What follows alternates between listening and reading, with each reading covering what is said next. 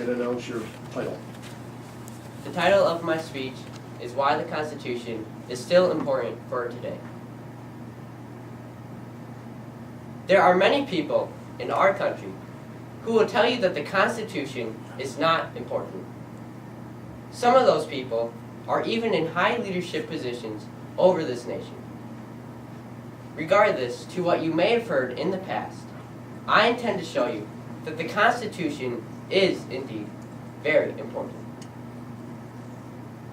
The President has said in an interview, quote, "I think we can say that the Constitution reflected an enormous blind spot in this culture that carries on until this day, and that the framers had that same blind spot." What is the blind spot that he is referring to? He continued, "The Africans at the time were not considered as part of the polity that was of concern to the framers." End quote. The President is correct in saying that the Constitution did not completely address the issue of slavery and African rights when it was first written in 1787. However, the reason it didn't address it was because the North and the South were divided on what they thought about African rights.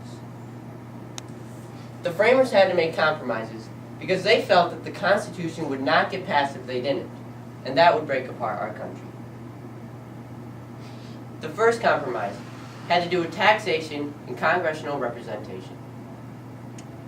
The South wanted their slave population to count towards the number of congressmen that represented their state. The North did not agree because the Africans were considered as property by their owners, and they were not even allowed to vote. So, a compromise was made in Article 1, Section 2. This stated that Africans should count as 3/5 of a person. This issue was corrected in July 1868 by the 14th Amendment, which gave citizenship to former slaves and changed the 3/5 rule. The second compromise was made in Article 1, Section 9.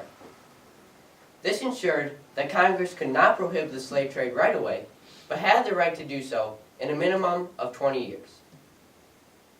The 13th Amendment was ratified in December 1865, which abolished slavery.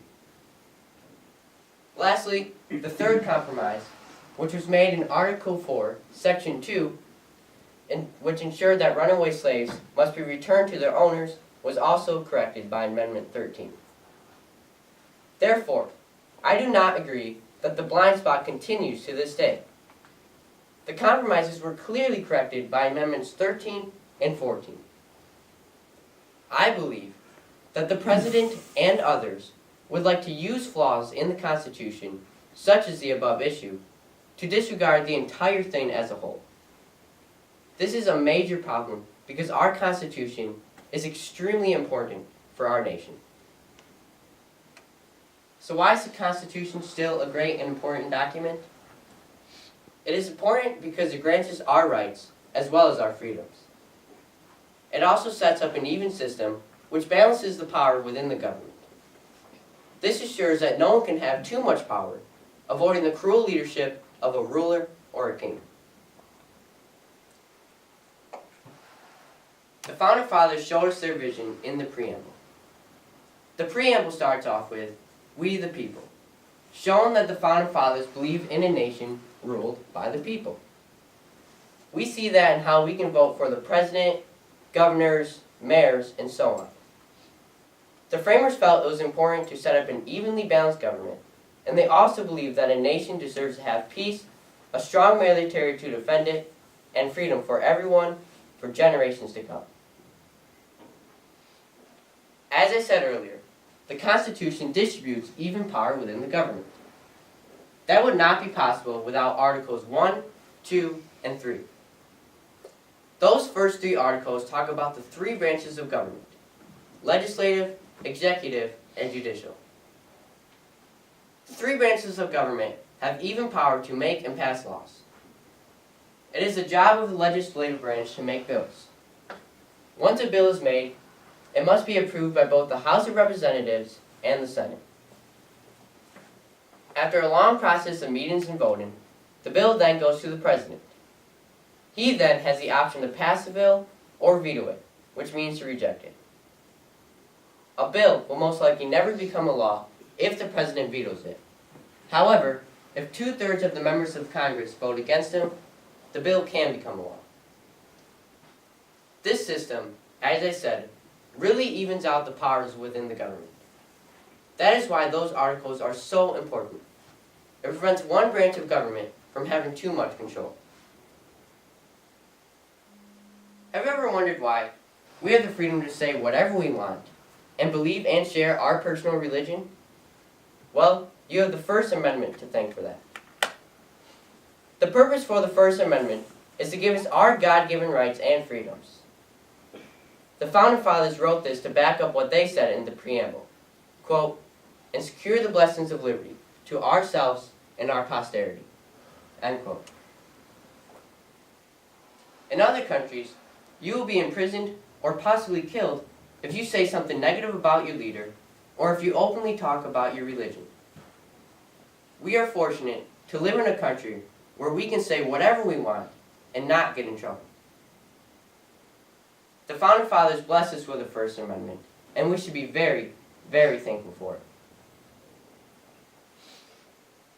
The framers were very concerned about the protection from our own government.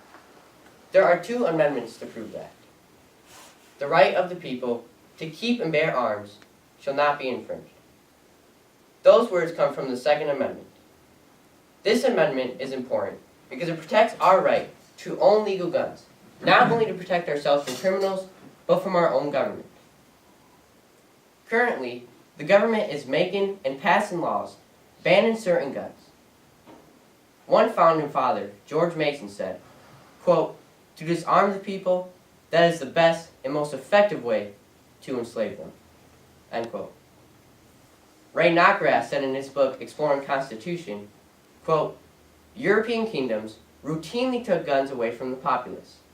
This meant that only the army had such weapons, which gave the government the upper hand in any confrontation or civil dispute. When the government or only one part of society has all the guns, the society is not free," end quote. The other amendment that I mentioned, which protects us from our own government, is Amendment 4, Search and Seizure. This assures that the government cannot walk into and search our home unless given a warrant. A warrant is a document which is issued by a legal or government official which gives permission to the police to make an arrest or search a property. If they were to search anywhere or take anything or anyone that was not given permission to them by the warrant, that would be unconstitutional. On August 6, 2013, Maryland State Police and federal agents used a search warrant to search the home of reporter Audrey Hudson to seize her private reporting files, which called out the Department of Homeland Security on certain problems. Now you may ask, what's so bad about that? They used a warrant. The problem is the warrant that they used did not give them permission to seize her private reporting files. It gave them permission to only search for unregistered firearms and a potato gun. The Maryland police clearly ignored the warrant, which is the same thing as ignoring our Constitution. Our country and government need to remember why the Constitution was written in the first place, and why it is such a huge factor for our country's success. Out of everything that I've just told you so far, that is only a few reasons of why the Constitution is so important. Overall, the Constitution is a great document which is extremely important for our nation. We, as American citizens, need to educate ourselves on what the Constitution means and why it is so significant for our country's success. I hope you see that in what I've shared with you today. It is extremely critical that we vote the right men into office who support the Constitution and follow what it says.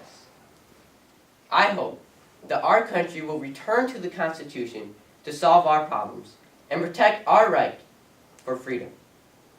Thank you.